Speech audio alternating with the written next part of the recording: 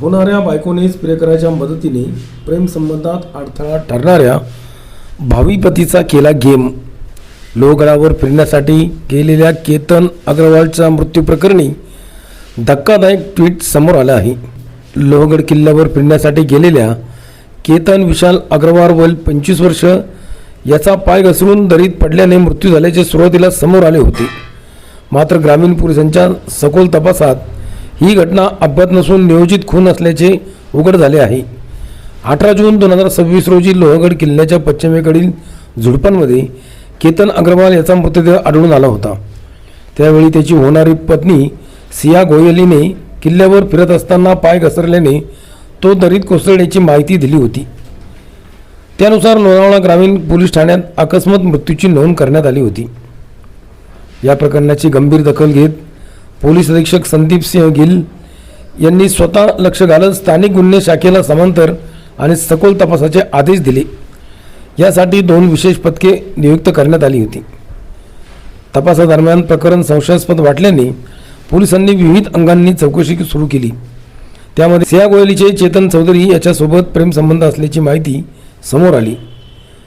त्यानंतर केतन अग्रवाल याचे वडील विशाल अग्रवाल यांनी दिलेल्या फिर्यादीवरून सिया गोयल आणि चेतन चौधरी यांच्या विरोधात खुनाचा गुन्हा दाखल करण्यात आला.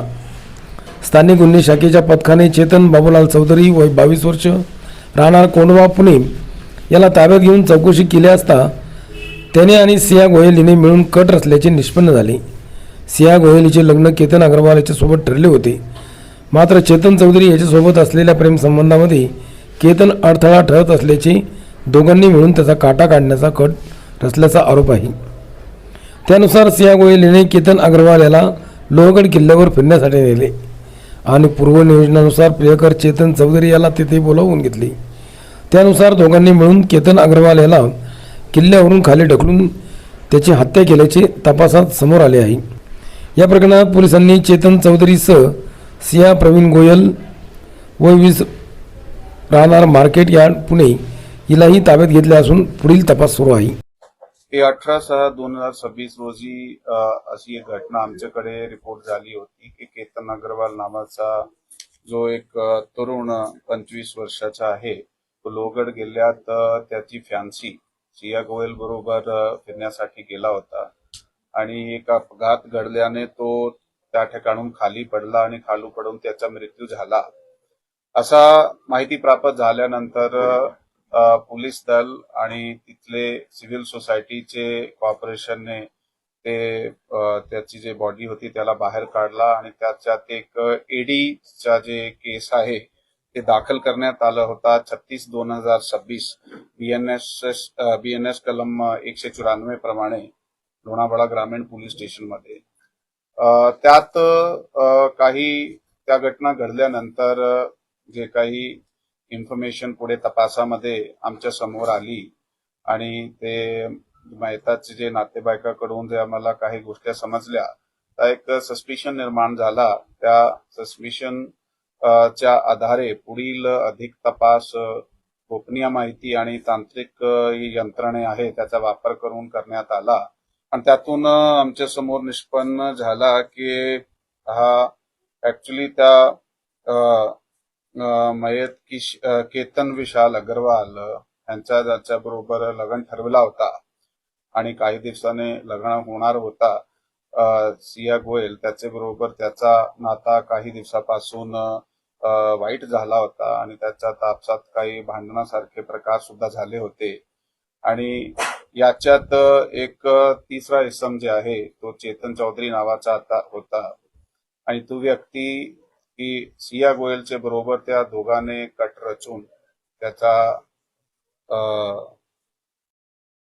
त्याला मारण्याचा त्यांनी कट रचला आणि त्याप्रमाणे प्रॉपर प्लॅनिंगले त्यांना तिकडे घेऊन गेले फिरण्यासाठी लोहगड किल्ल्यावर आणि हा दोघे वर गेल्यानंतर तो चेतन चौधरी सुद्धा मागून किल्ल्यावर गेला आणि किल्ल्यावर गेल्यानंतर त्यांनी त्याला ढकलून दिला आणि तो खाली पडला आणि त्याची मृत्यू झाली. असं हे यामध्ये लोणावळा ग्रामीण पोलीस स्टेशनची टीमने अधिक तपास 2-3 दिवसात आत जे केला त्याच्या आधारे ते स्थानिक गुन्हे शाखा आणि लोणावळा ग्रामीण पोलीस स्टेशनची जी टीम आहे त्यांना आम्ही आदेश दिले होते की त्यामध्ये सखोल चौकशी करून ह्याला उघडकीस आणायचे आणि दोघा टीमने मिळून चांगला काम केलेलं आहे. यामध्ये पुणे रूरल चे जे आमचे अपर पोलीस अधीक्षक आहात डॉक्टर शुभम कुमार ते आता सध्या घटनास्थळी आणि पोलीस स्टेशनलाही आहे अधिक तपासामध्ये आणि ते त्या ठिकाणी एसडीपीओ गजानन टोंपे आणि लोणावळा ग्रामीण पोलीस स्टेशनचे पोलीस निरीक्षक तायडे साहेब आणि त्याच्याबरोबर स्थानिक गुन्हे शाखाची आमची जी टीम आहे त्याचे PI LCB Pramod Kshirsagar, PSI Sawant आणि त्याची टीम त्यांनी खूप चांगल्या पद्धतीने या गुन्ह्याचा तपास केला आणि हे गुन्हा उघडकीस समोर आणला. या गुन्ह्यामध्ये ह्या दोघाला ताब्यात घेण्यात आलेला आहे आणि ताब्यात घेतल्यानंतर अधिक विचारपूस करत असताना त्यांनी गुन्ह्याची कबुली सुद्धा दिलेली आहे. आणि आता सांगितलं की त्या दोघांचे काही मागच्या काही दिवसापासून भांडण सुरू होते. नेमकं काय झालं, लग्न ठरवल्यानंतर ते एकत्र आले, त्यांनी कट रचला कसा, म्हणजे आधीच ठरवलं होता की अशा अशा प्रकारे करायचंय, आणि त्यानंतर तिथे तिघ जण भेटले, त्यात वाद झाला, ढकललं, आधी मारलं, नेमकं काय घडलं?